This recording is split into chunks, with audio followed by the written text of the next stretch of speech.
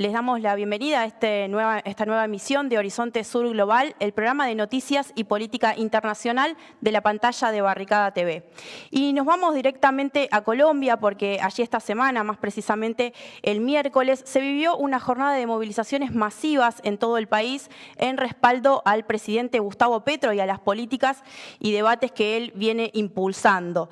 Si bien la convocatoria para salir a las calles fue realizada previamente por las centrales sindicales de ese país, coincidió con una semana de ataques de la justicia, de los medios masivos de comunicación y de los grupos de derecha que no quieren abandonar el poder en ese país, y también coincide con una serie de polémicas alrededor de dos funcionarios, hoy exfuncionarios del Pacto Histórico.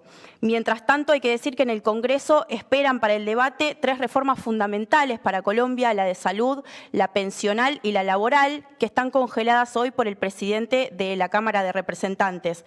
Estas tres reformas, además de ser promesas de campaña de Gustavo Petro, fueron de los principales reclamos que llevaron a que el pueblo colombiano esté en las calles en las grandes movilizaciones del 2021. De esta movilización del miércoles participó el presidente Gustavo Petro, estuvo y dio un discurso en la Plaza Bolívar. Vamos a ver un pequeño fragmento. Hay una estrategia que debemos entender y confrontar. Quieren destruir el apoyo popular del gobierno para tener un gobierno solo. Quieren aislar al gobierno de Petro de su pueblo. Quieren construir desconfianzas en la base popular. Primero con un objetivo: hundir las reformas de la justicia social en el Congreso de Colombia y arrodillar al Congreso de Colombia a los dueños del gran capital, de los que han hecho negocios con los dineros de la gente y que han engordado a partir simplemente de llevarse la mayor tajada del presupuesto, que es de todos los colombianos y de todas las colombianas.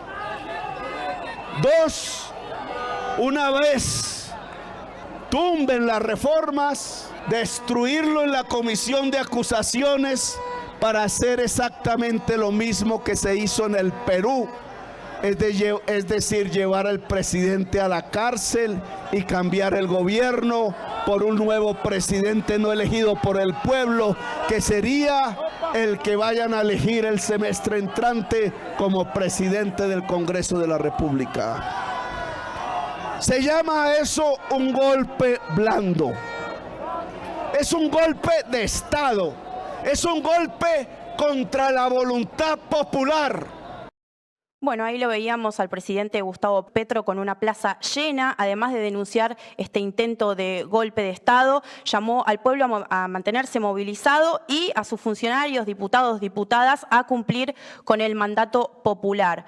Para profundizar más sobre este tema, ya estamos en comunicación con Luis Alfonso Mena, periodista y editor de Periodismo Libre. Gracias, Luis, por estos minutos con Barricada TV. Hola, Luciana, muy amable por tu invitación. Bueno, Luis, vamos al fragmento que pasamos recién, que elegimos del presidente Gustavo Petro. ¿Qué pensás de lo que él plantea, de esta estrategia de la derecha, y si está en definitiva un golpe de Estado en marcha? Sin duda hay un golpe de Estado en marcha que se ha denominado golpe blando, pero que es un golpe de Estado. Lo patrocina, lo está llevando a cabo la extrema derecha, lo está llevando a cabo también con la connivencia de los medios de comunicación masivos que corresponden a los intereses de las élites que han gobernado a Colombia durante más de 200 años. Y sin duda, desde el principio, las oligarquías colombianas no han aceptado el gobierno popular alternativo, democrático, de izquierda del presidente Gustavo Petro. Pero las grandes movilizaciones que se presentaron el día 7 de junio, el miércoles pasado, en todo el país, porque no fue solo en Bogotá, fue en más de 200 municipios colombianos, en las principales capitales y también en muchísimos municipios de nuestro país, demuestran el enorme respaldo popular que tiene el presidente Gustavo Petro.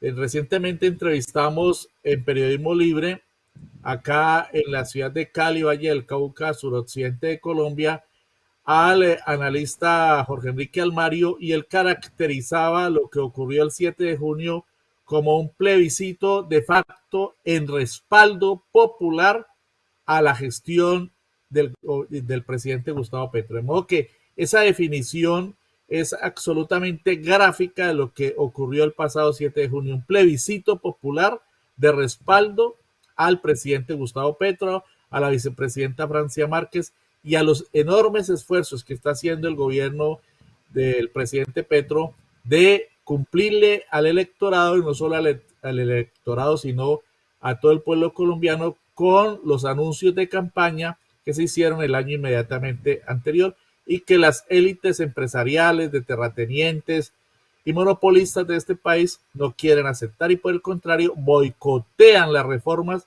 en el Congreso de la República. En la introducción que hacías una referencia pertinente en relación con las reformas cruciales que se tramitan en este momento en el Congreso. Nuestro Congreso es de 2 cámaras, Senado y Cámara de Representantes. En la Cámara de Representantes pasó en primer debate en la Comisión Séptima la reforma a la salud, que lo que busca es que haya salud, cobertura en salud para toda la población, no para unos pocos, y pasó en la Comisión Séptima, pero en la plenaria de la Cámara ha sido boicoteada por los jefes de los partidos oligárquicos, que han dado órdenes a sus congresistas para que no voten la reforma a la salud, y se necesita pues de esos votos porque lamentablemente el pacto histórico, que es la coalición de gobierno, no cuenta con las mayorías ni en la Cámara ni en el Senado para por sí sola aprobar la reforma. En tal sentido se requiere de la votación de otros congresistas. Están boicoteando las reformas sociales, están traicionando los derechos del pueblo, están traicionando la voluntad popular que reclama reformas en materia de salud, en materia pensional y en materia laboral. De modo que lo que se presentó el pasado miércoles 7 de junio fue una enorme movilización popular que la oligarquía y sus medios hegemónicos tratan de invisibilizar, tratan de tergiversar, tratan de ocultar, de darle otro cariz, pero que los debe tener muy preocupados en el fondo, porque ha demostrado que el presidente no está derrotado, como decían las élites a través de sus medios de comunicación, que el presidente conserva una base social muy importante, a pesar de que llevamos 10 meses de los medios de comunicación todos los días bombardeando desde la radio, desde la televisión, desde la prensa, desde los medios en internet, bombardeando al país con desinformación, con tergiversaciones, con manipulación y con shows mediáticos como el del señor Benedetti y Laura Sarabia, detrás de lo cual no hay ningún delito por parte del presidente de la República, pero quieren, siguiendo la matriz del Perú, hacer un gran montaje para llevar ante la Comisión de Investigación, acusación de la Cámara, al presidente de la República y procurar defenestrarlo desde el punto de vista legal, con guerra jurídica, con la UFER, y llevarlo a la cárcel, como ocurrió con Pedro Castillo en el Perú. Pero el presidente Petro dijo en la manifestación realizada con la Plaza de Bolívar, que es la plaza más grande de Bogotá, la capital de nuestro país, completamente llena, más la avenida Carrera Séptima de Bogotá, que es adyacente a esta plaza, porque también estaba llena esta avenida, dijo: no podrán derrotarnos, no podrán sacarnos del poder, porque el pueblo colombiano se levantará debajo de cada piedra, de cada esquina, de cada barrio, de cada montaña, de donde se encuentren, para defender este gobierno popular.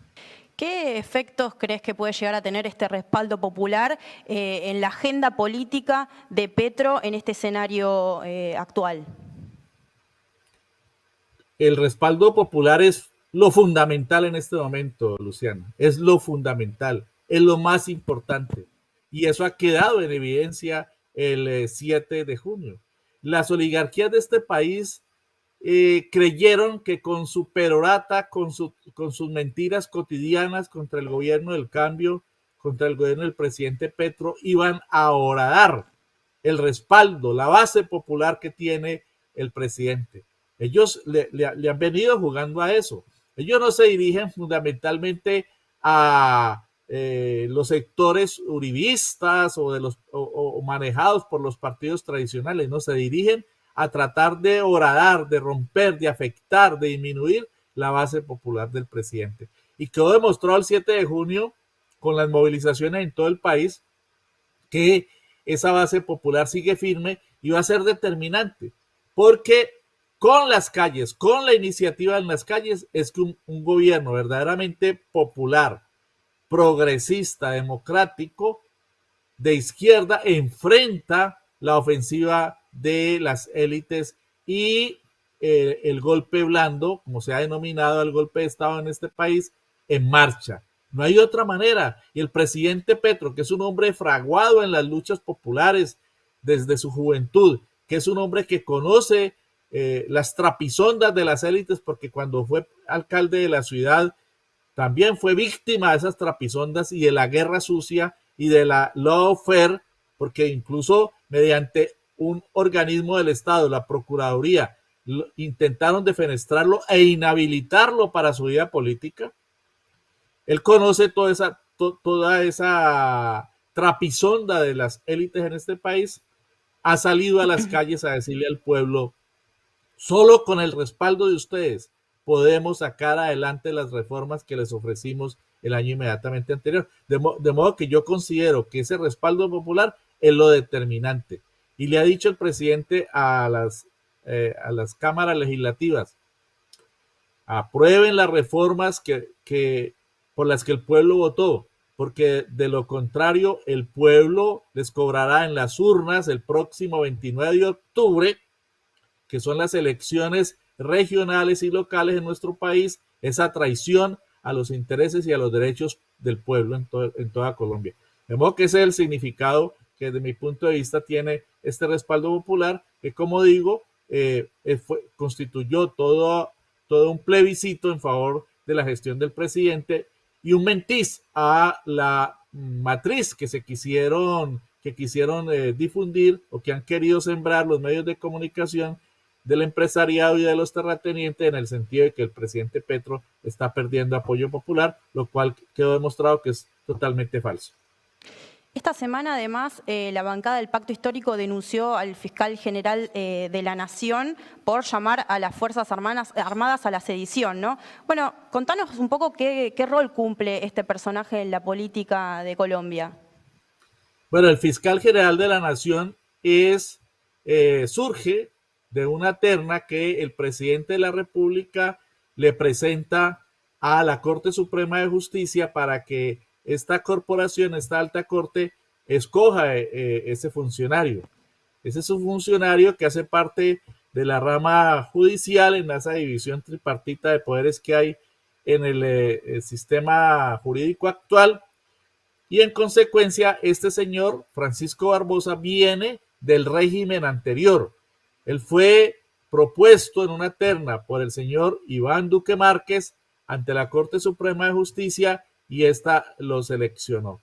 De tal manera que es una persona que no fue propuesta por el gobierno del presidente Gustavo Petro, que pertenece a las élites oligárquicas, que ha ayudado y de qué manera a Álvaro Uribe Vélez a que se mantenga en la impunidad, ha asumido prácticamente la defensa de Álvaro Uribe Vélez en el proceso que se lleva a cabo en este momento en la justicia colombiana por los señalamientos que se le han hecho en el sentido de que habría incurrido en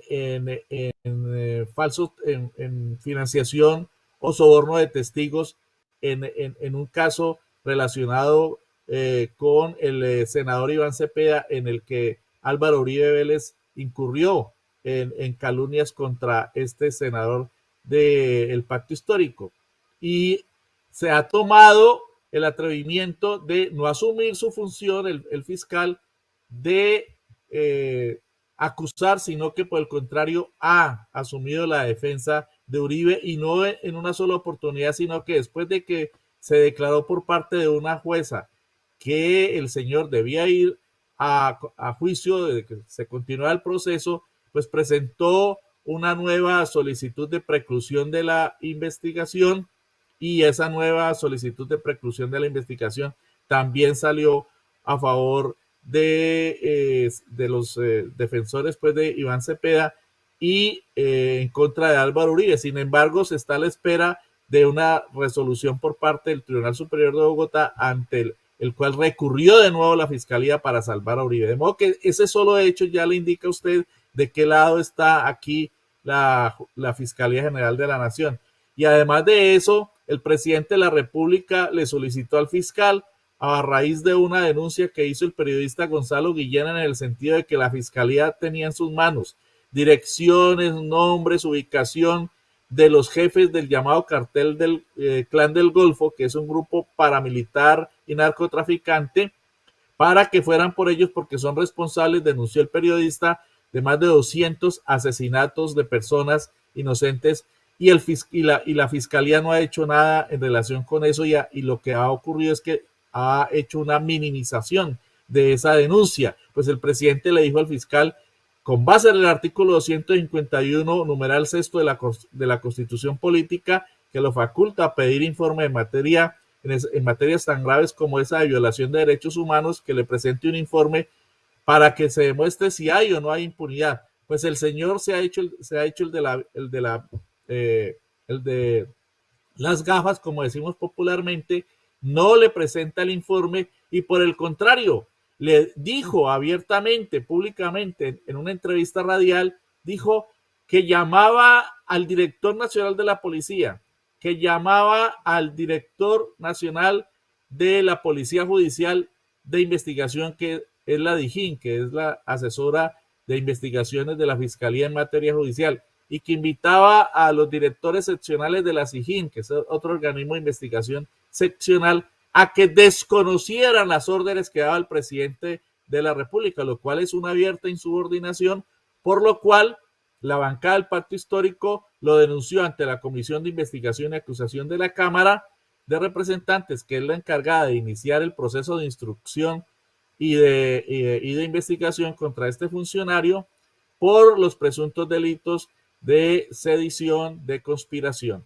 De modo que eso está en marcha, pero pues como esa es una comisión que manejan los partidos de la oligarquía, difícilmente prosperará, como no han prosperado otras denuncias contra este señor.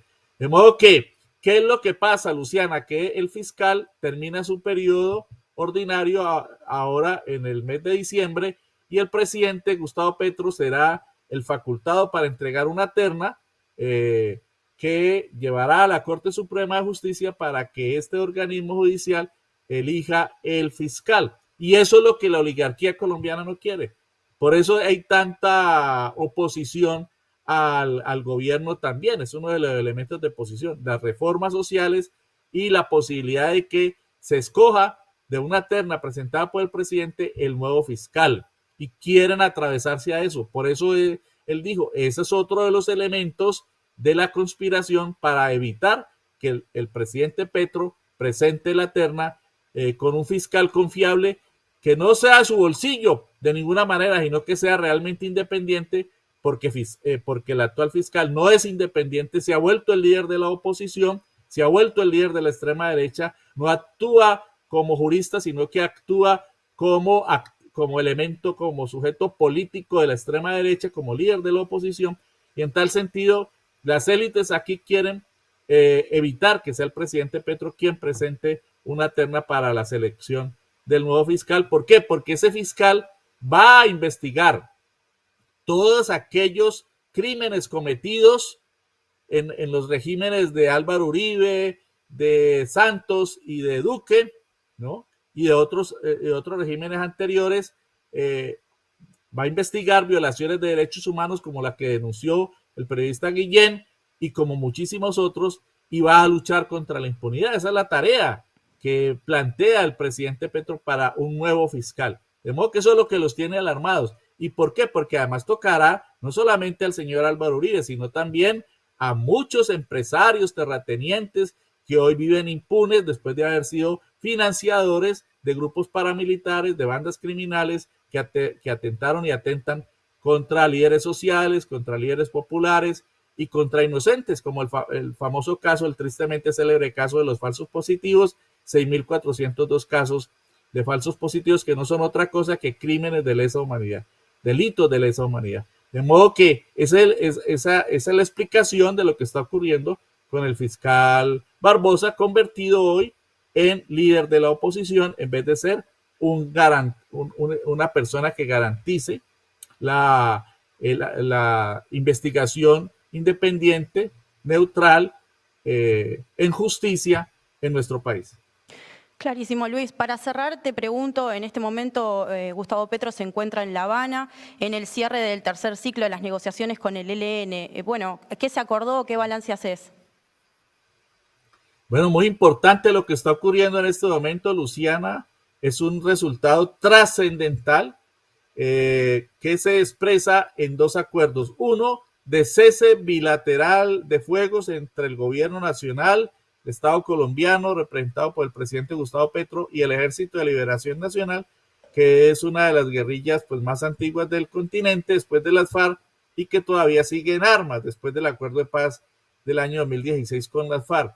De modo que en La Habana se está finiquitando esa primera parte. No es el acuerdo de paz total definitivo, pero es una parte muy importante. Cese el fuego durante 6 meses.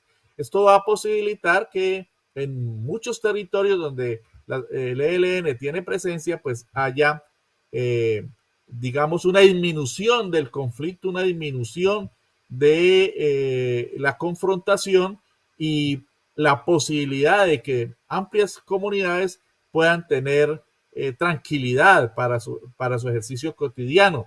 Y el segundo elemento del acuerdo que se está firmando en el día de hoy es que se garantiza o se llama al diálogo con la sociedad civil en las regiones en donde el ELN tiene presencia.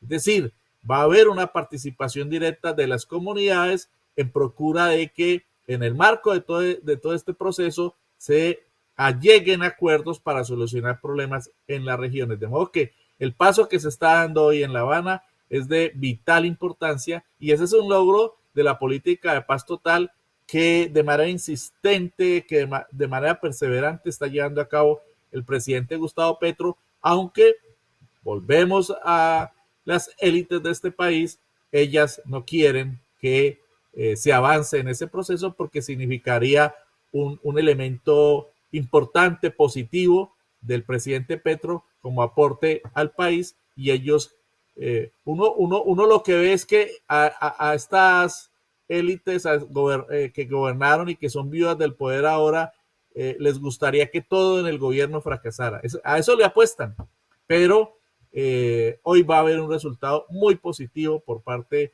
de la política de paz del gobierno del presidente Gustavo Petro. Luis, muy interesante tu análisis. Muchas gracias por tu tiempo. Muchas gracias, Luciana, por la invitación. Saludo cordial para todo el pueblo argentino. Bueno, nosotros y nosotras nos vamos a un corte y ya regresamos con más Horizonte Sur Global.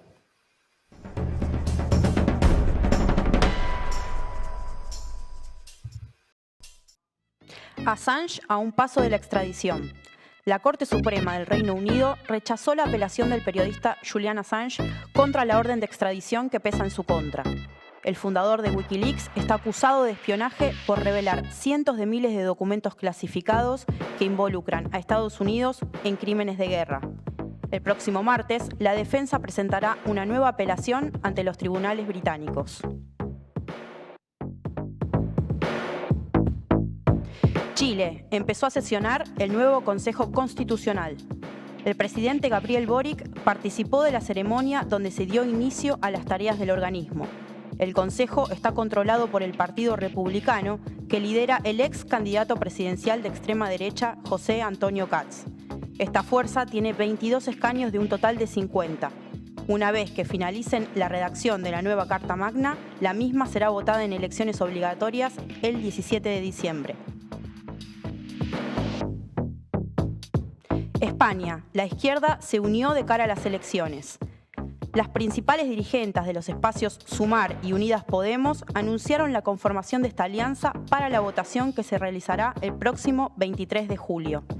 Los comicios iban a ser en diciembre, pero fueron adelantados por decisión del presidente Pedro Sánchez luego del avance de la derecha y la extrema derecha en las elecciones autonómicas del 28 de mayo pasado.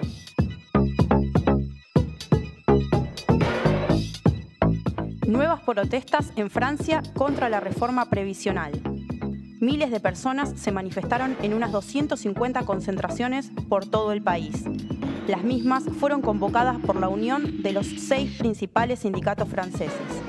Los dirigentes gremiales admitieron que no van a poder frenar la entrada en vigor de la reforma. Asimismo, denunciaron como falta de democracia que la Asamblea Nacional no vaya a votar sobre la medida impulsada por el presidente Emmanuel Macron. Estados Unidos y Reino Unido firmaron una nueva alianza.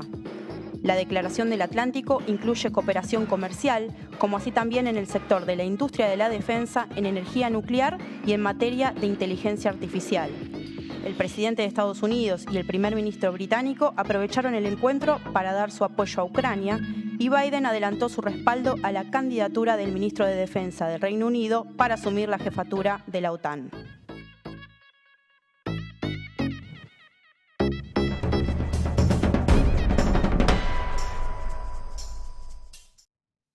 Estamos llegando al final de Horizonte Sur Global, pero antes tenemos la columna semanal, en este caso de la mano de Agustín Antoniades. Hola, Agus. ¿Cómo andas, Lu? Vamos a hablar sobre El Salvador. En este caso, el presidente Nayib Bukele continúa centralizando el poder. Vamos a mencionar su discurso el 1 de junio. Se trata de un acto institucional, ya que se cumplían 4 años de haber asumido, pero como siempre, Bukele lo utilizó políticamente, en este caso de cara a su campaña por la reelección polémica, cuestionada, pero ya vamos a llegar a eso. Vamos a ver ahora un fragmento sobre los anuncios que dio en este discurso del 1 de junio Bukele, donde con la excusa de la lucha contra la corrupción y contra la burocracia, continúa profundizando un régimen antidemocrático. Hay unas decisiones que no podemos seguir aplazando, porque debemos garantizar una mejor gestión pública y tener los recursos necesarios para satisfacer todas las necesidades que nos faltan. Por eso hoy quise hacer 3 anuncios. La propuesta para reorganizar la división político-administrativa de El Salvador. Vamos a reducir el número de alcaldías del país de 262 a 44. El segundo anuncio, ustedes tendrán que votarlo, por supuesto. Esta es una propuesta, espero que pase. Para reducir este órgano a 60 diputados, como era antes de que se firmaran los falsos acuerdos de paz. ¿Se fijaron cómo no se levantaron los de la esquina? Veíamos ahí los 2 primeros anuncios. Bukele, por un lado, elimina buena parte del Poder Judicial, por el otro, elimina también un sector importante del Poder Ejecutivo que no depende de la nación. Estamos hablando de más de 200 intendencias. Veíamos también cómo chicanea a las bancadas de la oposición, a las pocas bancadas que quedan de la oposición, por no aplaudirlo, bueno, una actitud a la que nos tiene acostumbrados. Por el otro también tiene una actitud muy cínica diciendo, bueno, son reformas que se van a mandar acá a la Asamblea, vamos a ver si lo aprueban, ojalá lo aprueben. Es más que sabido que el presidente de El Salvador concentra en este momento todos los poderes, maneja todos los poderes. De hecho, estas reformas fueron aprobadas ayer, jueves 8 de junio, en una sesión. Pero vamos a, antes de seguir con el análisis, ver un segundo fragmento en donde Bukele anuncia, el tercer anuncio, valga la redundancia, que además, según él, es el más importante. Mi tercer y último anuncio, el más importante de los 3 que daré esta noche, es que hoy declaramos la guerra contra la corrupción. Creo que algunos se han dado cuenta que no nos acompaña esta noche el señor Fiscal General de la República. Es porque en este momento el Fiscal General se encuentra allanando y extinguiendo el dominio de todas las propiedades de Alfredo Cristiani. Vamos a perseguir la corrupción en todos los niveles, Empezando por uno de los políticos que más daño le hizo a nuestro país, que se creía uno de los dueños de la finca y que por eso despreciaba al pueblo salvadoreño.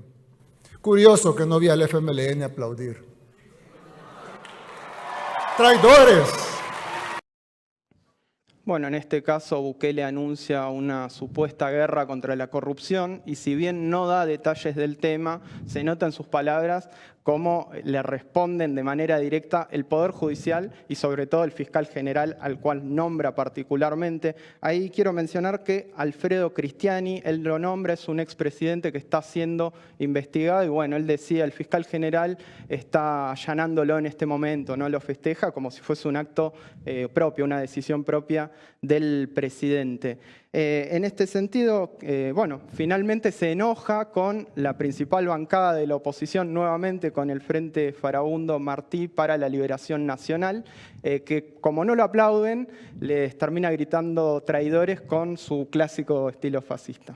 Agus, ¿cómo llega Bukele a las elecciones presidenciales del año que viene? Bueno, eso es interesante. Yo al principio mencionaba que es una reelección polémica, y polémica en realidad le queda corto. La Constitución no permite la posibilidad de ser reelecto. Sin embargo, Bukele se agarra de un fallo del 2021 que lo habilitaría a presentarse por un nuevo mandato. Además está a decir que, por supuesto, el Poder Judicial le responde plenamente a Bukele.